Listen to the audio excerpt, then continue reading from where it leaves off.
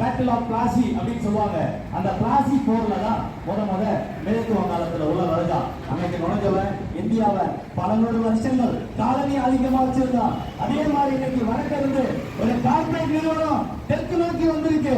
விட்டுறாதீங்க, அவங்க விலக்கி அடிப்பதுதான் 8 கோடி தமிழர்களின் தலையாய கடமை. மறந்துடாதீங்க, மறந்து விருந்துடாதீங்க. தமிழின துரோகிகளுக்கும் தமிழினத்துக்கு எதிராக சட்டங்களையும் திட்டங்களையும் கொண்டு வரும் கொள்ளைக்கார கட்சிகளுக்கும் வாய்ப்பு கொடுக்காதீங்க. பொதுமக்களே சிந்திங்க, சிந்திச்சு வாக்களிக்கணும். இப்ப சொல்றோம், கொஞ்சம் தெளிவா கேளுங்க.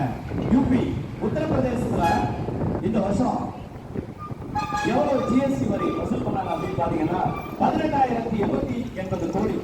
அதுல அவங்களுக்கு ரிட்டர்ன் இவங்க எவ்வளவு பகிர்வு திரும்ப கொடுத்தாங்க அப்படின்னு பாத்தீங்கன்னா 13,089 கோடி திருப்பி கொடுத்திருக்காங்க.